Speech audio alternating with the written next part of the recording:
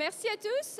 Merci de vous installer. Il reste quelques chaises sur le côté gauche pour vous, droit pour moi. Et donc, pour ceux qui n'étaient pas là pour la première session, nous avons eu une introduction sur la gamification et le serious game et d'où il vient.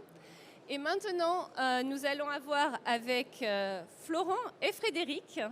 Frédéric, vous êtes cofondateur et CEO de My Serious Game et votre collègue Florent est Learning Consultant, c'est bien ça ? C'est ça. Et donc, vous allez nous expliquer comment se passe le design et la création du Serious Game et qu'en fait, c'est pas tout à fait un art, c'est aussi une science. Ouais, merci pour cette transition. C'est une science dont on n'a pas encore toutes les règles et qui sont, voilà, c'est un état de l'art en tout cas qui est en train de se construire. Et juste un petit mot, c'est intéressant de dire pourquoi j'ai créé cette boîte-là il y a une petite dizaine d'années.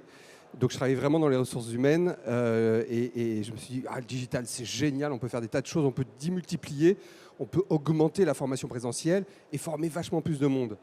Mais j'étais pas du tout convaincu par les solutions qui existaient à l'époque, où je me suis dit, mais c'est nul, parce qu'en présentiel, on s'éclate, on a vraiment la possibilité le formateur va s'adapter à un groupe, à un niveau. Il y a ceux qui se mettent dans le fond, qui se disent à moitié, je vais regarder mes mails, je vais prendre ce qui m'intéresse, je peux partir. Il y a ceux qui sont devant, qui ont sorti des papiers, qui vont prendre des notes, qui ont peut-être besoin d'apprendre avant de comprendre. Donc il y a énormément de façons d'apprendre. Et je me suis dit, c'est con, parce que le e-learning est vraiment cloisonné, tout le monde a la même partie, et on voulait casser ces règles du jeu. Et s'ouvrir au collaboratif, à l'adaptatif, au compétitif, etc. Et donc on a choisi 2 études de cas pour vous présenter tout ça. Mais voilà un petit peu notre terrain de jeu chez My Serious Game. Et c'est vraiment pouvoir réunir le monde des nouvelles technologies, de l'innovation technologique. Il y a énormément de choses, énormément de solutions qui existent, qui sont sur ce salon, et énormément de développements qui sont possibles aujourd'hui, avec les avancées de la pédagogie, sur laquelle on contribue et on a créé une certification avec l'AFNOR sur l'ingénierie de formation digitale, de manière à pouvoir avoir des premières briques sur justement cette démarche un peu plus scientifique, et évidemment de gamification. Et gamification, pour l'anecdote, un de mes premiers clients, le DG d'un grand groupe d'hypermarché, me dit à l'entrée de son bureau, on ne va pas travailler ensemble, parce que, je vous le dis tout de suite, parce que je ne veux pas qu'ils jouent, mes collaborateurs, sur leur lieu de travail. Je ne veux pas de game, moi. Donc c'était intéressant. Aujourd'hui, on vient me chercher à l'inverse parce que mais ils vont plus sur nos formations, c'est terrible. Et il faut jouer là-dessus. Alors de toute façon, c'est un peu lui qui avait raison. Le but, c'est vraiment pas de jouer. Et si vous faites des choses ludiques, ça ne fonctionnera pas. Oh, je donne un peu les conclusions là. Je suis parti sur les présentations. La ludification, ce n'est pas la gamification. Le but, c'est pas d'être drôle, d'être sympa, d'être fun, etc. C'est pas ce qu'attend un apprenant, un collaborateur dans une entreprise. Il n'attend pas ça de son entreprise. La gamification, c'est pouvoir vraiment utiliser les leviers motivationnels, exactement, les mécaniques qui sont dans la gamification au service vraiment de la formation pour pouvoir développer les compétences, évaluer, etc. Et donc, on va le voir à travers des cas pratiques. Et Florent ? Donc, bonjour à tous, moi je suis Florent Terras, je suis directeur pédagogique de My Serious Game et comme Frédéric, je vais faire un peu plus court, promis. Je suis plutôt issu effectivement donc, de sciences de gestion, moi j'ai un parcours destiné plutôt à RH et sciences de l'éducation, donc la double certification en RH et sciences de l'éducation. Passionné de pédagogie, passionné de techniques scénaristiques, passionné effectivement de tout ce qui relève des relations humaines, des comportements humains au sein des organisations, donc tout ce qui relève aussi de la sociologie des organisations. C'est une vraie passion que j'essaye d'injecter quotidiennement effectivement dans l'ensemble des projets qui nous sont confiés. 2 cas pratiques effectivement. Premier cas, Frédéric, je te laisse effectivement ici plutôt parler effectivement du client et puis après il y a un petit teaser. Dark Vador. En tout cas, c'était notre inspiration. Ce sont des graphismes assez simples, en termes de game design, c'est assez simple. Mais l'enjeu est de taille parce qu'on est chez Mazars, donc grand cabinet d'audit, d'expertise comptable. Évidemment une grande rigueur et évidemment les enjeux de cybersécurité et cyberprotection sont essentiels. On ne peut pas imaginer une fuite, une difficulté sur la data, sur le système d'information, etc. Donc il faut sensibiliser tous les collaborateurs, même plus que sensibiliser, parce qu'il existe déjà énormément dans ce groupe de formation, d'action pour prévenir tout ça. Il fallait aller plus loin. Et l'enjeu de la cyber, c'est jamais un truc qui attire vraiment, c'est-à-dire pas les gens non plus. qui n'attire pas forcément non plus les entrepreneurs, mais il faut savoir qu'en France, le marché du e-sport, dont on parle beaucoup, etc., c'est à peu près 100 millions d'euros. Le marché de la cyberattaque en France, on parle de dizaines de milliards d'euros. Et c'est considérable. Et c'est vrai qu'on n'en parle pas assez. En tout cas, bon. Il y avait un enjeu effectivement pédagogique, tu fais bien de le rappeler, la cybersécurité, la formation à la cybersécurité est un enjeu stratégique. Mazars l'a bien compris, mais comme beaucoup effectivement d'entreprises, ils l'ont tellement bien compris qu'ils ont eu au démarrage les bons réflexes. C'est-à-dire que dès la phase d'onboarding, bien évidemment de lancer des contenus formatifs effectivement sur le sujet de la cybersécurité, bien évidemment régulièrement de redonner des contenus sur la cybersécurité, de l'ancrage, tant et si bien en fait qu'il était tellement stratégique, qu'il était disséminé partout, qu'il était disséminé trop régulièrement et que du fait de trop de régularité, au bout d'un moment, les collaborateurs en fait se détachaient des modules. Ils ne les suivaient plus, ils n'avaient plus envie de les suivre et c'est là en fait qu'intervient la baisse de vigilance et potentiellement les erreurs, des erreurs qui peuvent coûter très cher. On avait donc un enjeu de taille effectivement qui est, alors si je le résume, je vais l'aborder de manière effectivement un petit peu plus théorique et sérieuse après, mais comment rendre sexy un sujet qui ne l'est pas à l'issue, c'est-à-dire la cybersécurité et surtout sur des contenus qui ont déjà été assénés effectivement une bonne dizaine de fois. Comment on est parti effectivement là-dessus? On a croisé un certain nombre d'éléments et on s'est aperçu, mais parce que c'est notre méthodologie, en fait, on fait des entretiens d'explicitation avec l'ensemble des parties prenantes. La direction de Mazars, effectivement, avait cette problématique stratégique dont je viens de vous parler, c'est-à-dire un espèce d'effet non prévu de refus, effectivement, de certains apprenants sur des modules qu'ils avaient déjà vus 20 fois ou des contenus qu'ils avaient déjà vus 20 fois. Et en fait, c'est le premier fil qu'on a tiré, c'est-à-dire qu'on fait de plus en plus d'entretiens d'explicitation au démarrage des projets pour arriver à ressortir aussi les besoins cachés, les besoins non exprimés. L'un des besoins non exprimés aussi, et c'était une forte envie de la part de Mazars et de la direction de Mazars de se saisir de ce sujet-là, qui était un sujet challengeant, pour tirer le fil effectivement de la rénovation des pratiques pédagogiques. Typiquement, et ce sont leurs verbatim, ce n'est pas les miens, je n'oserais pas, on avait une formation qui a été archaïque, datée, peu stimulante. Voilà. Nous, on s'est dit, il y a une occasion effectivement d'arriver à marier les deux, à la fois votre enjeu stratégique d'effets que vous n'aviez pas prévus, et puis d'essayer de se servir effectivement de ce prétexte pour dynamiser à travers des techniques de gamification une formation et rénover les pratiques pédagogiques. Comment ça se passe? On a sélectionné cette période de 10 jours, 2 semaines en fait. Donc on a une période courte et stimulante de challenge, de défi. On va avoir du collaboratif et du compétitif. Donc on s'est adapté, c'est des leviers qui sont importants dans ce groupe-là, qui correspondent aussi à l'ADN de ce groupe. Et donc on a vraiment cette dimension collaborative, donc on va rejoindre une team, il va y avoir un classement. Alors là, il y a même eu des récompenses au sein de ce groupe par rapport aux équipes qui étaient constituées. Donc on a un rôle dans cette équipe, on a un rôle vis-à-vis de ses confrères, etc. Parce qu'il y a des dimensions de solidarité dans ce groupe, etc. Donc on a joué sur cette dimension collaborative, être ensemble, c'est aussi un des leviers de l'engagement. Et puis en même temps, compétition, etc. Donc avec des défis et une alternance de formats sur 10 jours progressivement, avec des contenus qui vont s'adapter au score, aux résultats, etc. Et ce leaderboard avec des personnalisations, effectivement choisir son avatar, etc. Mais tout ça reste autour d'un fond qui est très engageant parce que justement collaboratif et compétitif. Il a été récompensé, c'est vrai, à la fois sur la gamification avec les Cadors et puis aussi à l'Université du Printemps des Entreprises sur l'innovation pédagogique. Et effectivement, maintenant, ça touche. Il est déployé tous les ans régulièrement. Et on continue encore. Et 100 pays, 5 formats de nationalité, 5 langues, traduits en 5 langues, 42 000 apprenants, on le voit. 80 questions sans sujet de cybersécurité. On réussit effectivement, et comme le disait Frédéric, à trouver de l'engagement sur un sujet qui, pour le coup, n'est plus un mystère pour personne, qu'il faut effectivement réactiver régulièrement.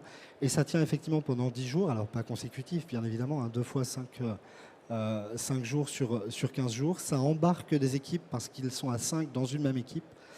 Et vous voyez, effectivement, les chiffres, je trouve, parlent plutôt d'eux-mêmes. On pourrait dire plein de choses sur le... Bien sûr.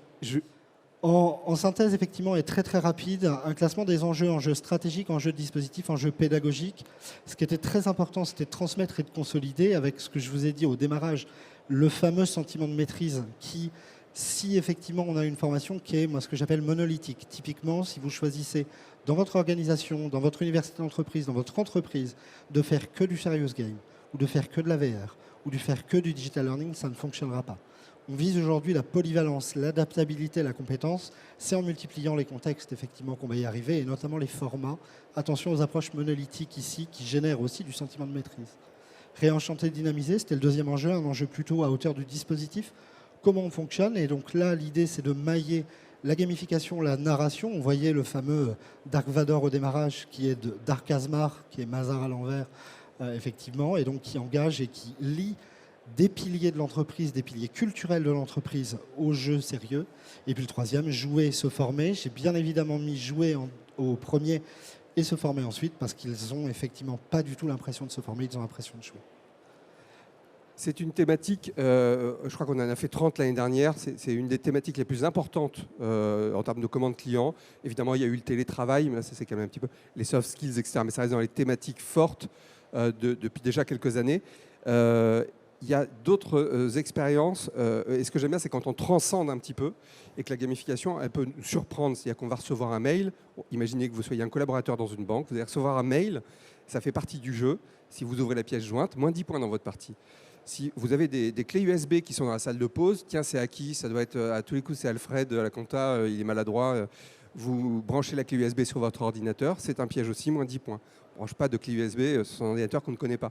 Voilà, on va sortir un petit peu uniquement de l'univers. Et ce qui est aussi clé, ce qui a été le cas ici aussi, c'est que pour des raisons techniques, on était obligé d'utiliser aussi parfois des smartphones et des devices personnels des collaborateurs qui n'ont pas tous un smartphone professionnel.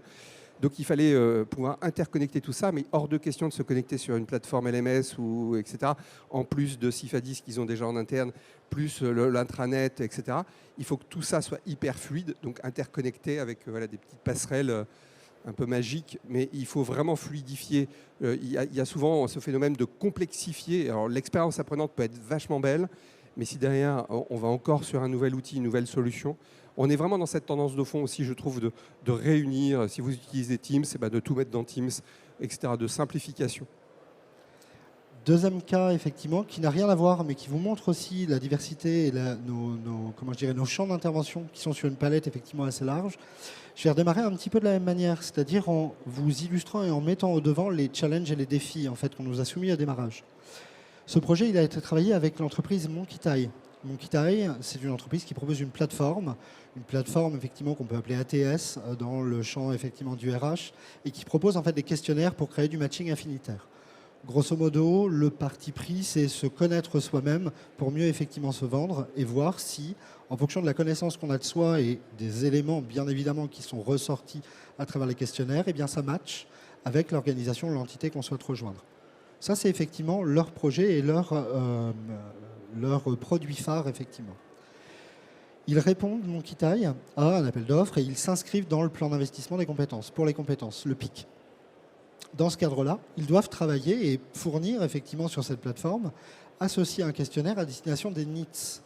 Les NEETs, je ne sais pas si ça parle à tout le monde, mais de manière régulière, sont les jeunes qui sortent chaque année du système, sans emploi, sans études, sans qualification spécifique. Ils représentent une proportion qui est à hauteur de 15% quand même, quasiment effectivement sur le sol européen, et c'est une préoccupation très très forte. Ils ont développé Monkey-Tai en lien avec l'Institut de neurocognitivisme français, un questionnaire, donc véracité scientifique, et ils l'ont intégré sur la plateforme. Ce questionnaire, il ressemble à tous les questionnaires de plateforme.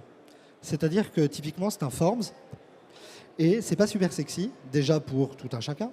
Si en plus vous rajoutez la complexité qu'il soit adressé à des NEETs, que le questionnaire dure 40 minutes, qu'il pose des questions qui usent d'un langage académique, et qui en plus vous questionne sur vous-même et sur vos réussites, vous imaginez le cocktail détonnant quand on fait face effectivement à un public et à une cible apprenante qui est un NEET.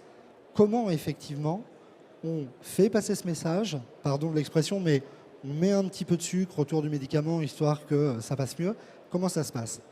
Eh bien, l'une des premières erreurs effectivement aurait été de considérer qu'il suffisait de créer une surcouche sans forcément aucun lien. C'est effectivement Cédric Villani qui pointe spécifiquement cette problématique et qui dit que la gamification ou le numérique, tout type de surcouche qu'on pourrait associer sur une pédagogie est à prendre avec vraiment grande précaution parce qu'elle peut générer des effets pervers. Comment ça se passe concrètement sur Monkey-Tai?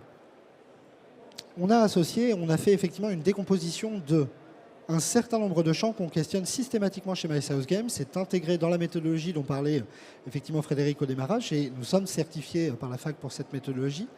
On passe au crible un certain nombre d'éléments. On passe au crible la culture de l'organisation qui nous sollicite, parce que c'est un vaisseau amiral. De toute façon, un objet, quel qu'il soit, digital de surcroît, est un vaisseau amiral et traduit un certain nombre de choses. Pas que. Mais on s'interroge effectivement d'abord sur la culture de l'entreprise. On vient questionner bien évidemment le contexte de déploiement. Là, je viens de vous le brosser. Le NEET, c'est les fameux 4 problèmes insolubles abordés tous en même temps. On vient questionner la cible, j'en ai parlé aussi, et on passe au crible les cadres de formation. On vient de sortir de ce concept à un moment donné et on se dit comment on peut embarquer. Il faut user de techniques narratives et de techniques de gamification. On met donc en parallèle le questionnaire qui est le questionnaire effectivement de connaissance de soi, et on fait appel à tous les concepts qui gravitent autour effectivement de ce concept principal. La notion du voyage ressort très très vite. Le voyage effectivement physique, le voyage métaphorique. Il n'y a effectivement que de voyage, enfin celui qui voyage est celui qui change 1000 fois sa pensée. Voilà, vous connaissez cet aphorisme effectivement là. On est clairement dans cette incarnation là. Et au-delà du voyage de soi et du voyage à travers effectivement le questionnaire, on retrouve la logique du carnet de voyage. Le carnet de voyage, pour un certain nombre de personnes conscientisées sur la pédagogie, c'est la logique du portfolio, des traces d'apprentissage, des traces de pas éventuellement. Voilà, je ne vous fais pas le dessin sur tous les parallèles. On a un livre blanc que vous pouvez venir effectivement chercher auprès de nos stands qui décrit un petit peu tout ça. Et systématiquement, en fait, on vient traiter les questions, et les questions sont traitées obligatoirement de manière pure, c'est-à-dire telles qu'elles ont écrites dans le questionnaire. Si on vient à un moment donné challenger un terme de la question, si on vient la modifier, changer le sens au sens de direction, hein, bien sûr, pas le sens sémantique, on vient introduire des biais. Et en fait, les biais, dans le cadre d'un matching affinitaire, c'est clairement ce qu'il ne faut absolument pas atteindre. Il ne faut surtout pas générer de biais et il ne faut surtout pas attaquer la véracité scientifique, sinon effectivement mon Kitai ne peut plus se prévaloir d'une véracité scientifique de questionnaire. On travaille donc effectivement tout ceci en intégration et c'est l'histoire qui supporte et qui sublime effectivement et permet de soutenir l'engagement sur une quarantaine de minutes. Les essentiels, recruter, insérer. Je vous ai remis le contexte ici effectivement et l'objectif, donc inscrit dans le plan d'investissement compétences, le projet s'appelle Past Work et je vous ai mis quelques statistiques effectivement sur les fameuses NEETs. Donc 15-29, c'était originellement 15-24, mais avec le repoussement de l'âge de l'apprentissage jusqu'à 29, on retrouve cette statistique-là. 12,6 au niveau effectivement français, ça a atteint les 15 au niveau européen. Deuxième, gamifié sans biaisé. Voilà, ça c'était vraiment l'enjeu. Surtout se saisir du contenu sans le toucher, sans l'altérer, mais construire autour et bien évidemment en le maillant. Et enfin, engagé et positionné parce qu'à travers l'expérience apprenante, on a effectivement une connaissance de soi qui permet aussi d'agir positivement sur la confiance et la motivation des apprenants qui suivent ce parcours-là. Petit point spécifique pour vous donner rendez-vous avant la phase, bien évidemment, questions-réponses sur le salon. On a un certain nombre, et là vous les voyez tous, de livres blancs. Ce sont des cas emblématiques qui ont, à un moment donné, fait ressortir un enjeu pédagogique, un enjeu d'ingénierie, un enjeu technologique, qui démythifie aussi très clairement des technologies qu'on voit effectivement beaucoup. Pas débat sur cette technologie est bonne, cette technologie n'est pas bonne. J'entendais des débats sur le métavers dernièrement, pas débat là-dessus, à la condition bien évidemment que ce soit adapté à un contexte et avec la bonne méthodologie. Venez nous voir et venez effectivement discuter avec nous pour prendre ces différents livres blancs. Et puis notamment le tout dernier, qui est un projet qu'on a travaillé avec la Garde nationale. La Garde nationale, je ne sais pas si ça parle à beaucoup de personnes, on a beaucoup entendu parler, mais à l'issue effectivement d'événements malheureux, qui étaient les attentats effectivement qui nous ont frappés il y a quelques années. Là, l'objectif était effectivement de communiquer de manière effectivement positive sur toutes les actions que mène la Garde nationale à travers la Réserve nationale, et ça a fait l'objet d'un livre blanc. Et vous pouvez venir discuter avec nous, bien évidemment, sur le stand qui est situé à l'entrée du salon. Merci beaucoup. Sur la gamification, si on fait un focus gamification, quand on a un bouton sur soi, ça gratte ou on a envie de l'enlever. C'est un petit peu ce que vous avez, c'est ce qu'on appelle les notifications sur les téléphones. Vous avez des petites pastilles qui sont rondes et rouges. La seule signification de cela, c'est que ça représente un bouton d'acné, donc ça vous agace inconsciemment et vous avez envie de l'enlever. Donc il y a des mécaniques comme celle-ci qui sont intéressantes parce que l'objectif des applications qui vont vous mettre des notifications, c'est que vous puissiez revenir, c'est d'avoir votre temps à vous, donc de revenir dans l'application. Donc on a envie de gratter ce bouton, on a envie de l'enlever et donc d'y retourner. Il y a des tas de mécaniques comme ça, ce qu'on va appeler les dark patterns, mais il y a aussi du level design, pouvoir avoir un système qui va pouvoir s'adapter à votre niveau et avec un sentiment de progression et pouvoir s'adapter à vous aussi dans cette dynamique de flow. Et ça, ce sont des éléments qui sont extrêmement précieux quand on construit un système qui est gamifié. Et ça peut prendre des formes en réalité virtuelle, des choses plus réalistes ou en 3D, ou etc. On aime bien aussi vous montrer des choses simples parce que là, on voit déjà l'engagement. On sait qu'en bout de 10 jours, je crois qu'on avait des milliers d'utilisateurs avec un taux de satisfaction. Et pourtant, on voit que le système est assez simple. Merci beaucoup. Je vous invite à applaudir nos intervenants, Florent et Frédéric. Merci à tous les deux. C'était très, très, très intéressant et je pense que ça construit bien et répond à certaines des questions qui avaient été posées au début de la première séance. Donc, on va passer aux questions-réponses, si vous le voulez bien. Je vous invite, si vous ne voulez pas toucher le micro, à vous reconnecter avec WooClap. C'est le même que tout à l'heure. Donc, vous allez sur votre téléphone, wooclap.com /SYBAOI. Et si vous souhaitez prendre le micro, vous pouvez lever la main. Il y a des mains qui se lèvent déjà, j'y vais. Non, j'ai cru qu'il y avait des mains qui se levaient. Non, il n'y avait pas une main au fond qui s'était levée. Non, pas de questions. C'est surprenant. Parce que je pense que c'était une question très, très intéressante et que vous avez soulevé également la question de l'impact. Qui a été beaucoup plus approfondie sur cette session. Et donc... L'impact, la mesure de l'impact, oui. Les démarches scientifiques sont en cours. On a par exemple un énorme programme qui a commencé il y a 3-4 ans avec le CNRS. Et l'apprentissage, comprendre les mathématiques, c'est une démarche. On a tous pas le même la facilité à aborder cela. Et donc, de travailler la logique des booléens, je ne sais pas si ça vous parle, si, sinon, etc. Toute cette logique-là qui permet en fait de faciliter l'apprentissage des mathématiques. Et donc là, il y a un énorme travail, mais c'est rare ces projets-là,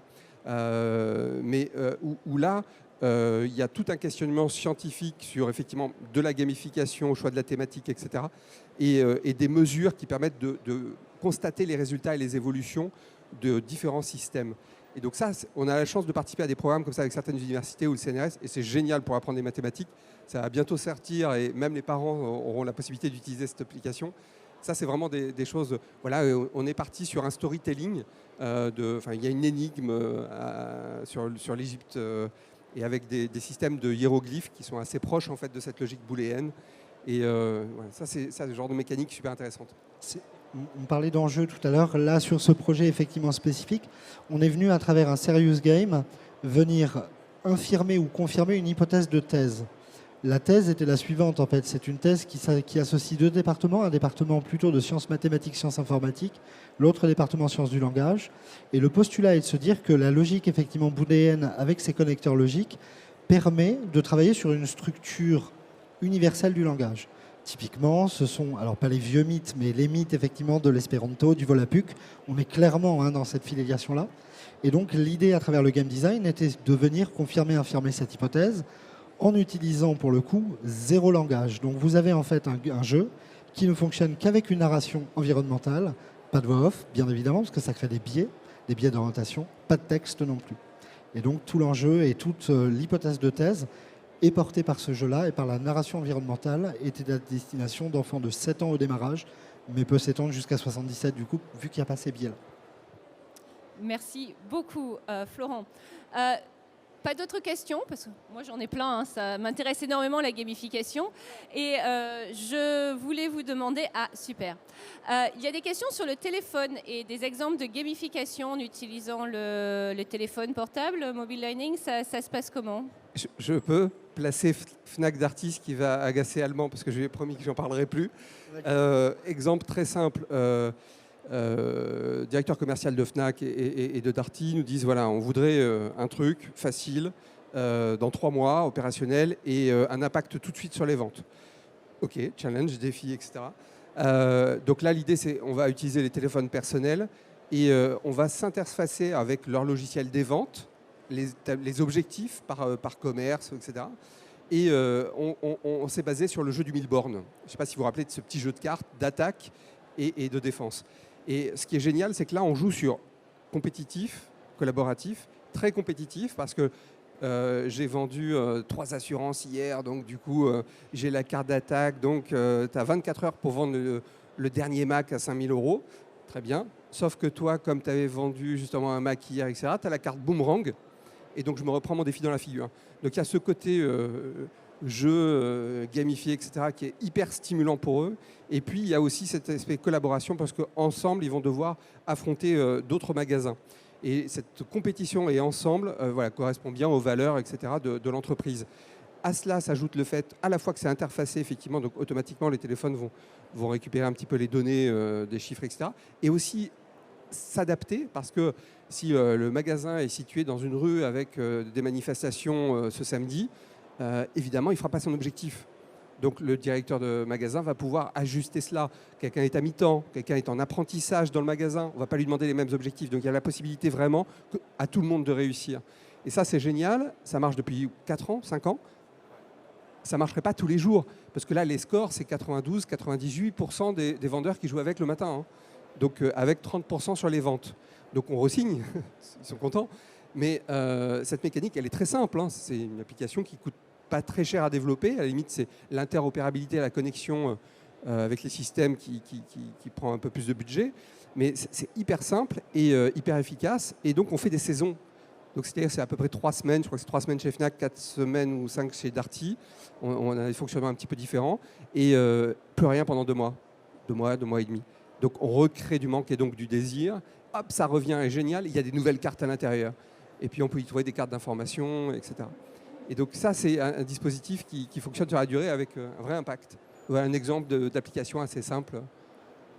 Merci beaucoup Frédéric. Et on va juste prendre 30 secondes pour répondre à une toute dernière question qui est arrivée. En moyenne, à combien est estimé le temps de jeu d'un serious game? Alors ça va être très simple parce qu'il n'y a pas de durée établie. Ça dépend effectivement des contenus, ça dépend de votre souhait d'expérience de jeu, ça dépend surtout des contraintes. On parlait tout à l'heure de l'entreprise, de la cible apprenante. On a beaucoup de sollicitations et la gamification est très pertinente là-dessus, sur des formations sur les creux de charge. Si on est sur la formation sur un creux de charge, et vous avez d'ailleurs des mini-jeux, les plus grands succès derniers des mini-jeux sont pour beaucoup les jeux, moi j'appelle ça les jeux apéro, je suis désolé, mais les petites boîtes, vous savez, à 10 €, qui ont un game concept très simple et qui permettent de lancer une partie en 10 minutes, en 15 minutes. On est typiquement là-dessus, donc ça peut être 15 minutes. Et j'ai une expérience sur un jeu sur lequel on est en train de travailler qui dure 10h30. Voilà, ça dépend. On est capable de regarder Titanic pendant 3 heures ou Star Wars. Super, merci beaucoup. Je vous demande d'applaudir une dernière fois Frédéric et Florent. Et si vous avez d'autres questions, vous pouvez les rejoindre sur leur stand qui est... D10, tout à l'entrée, vous ne pouvez pas nous rater le truc bleu, tout à l'entrée. Et on a on a plein de livres blancs où on dévoile des secrets de conception, de fabrication, etc. Donc, voilà, avec des vidéos à l'intérieur. Merci beaucoup.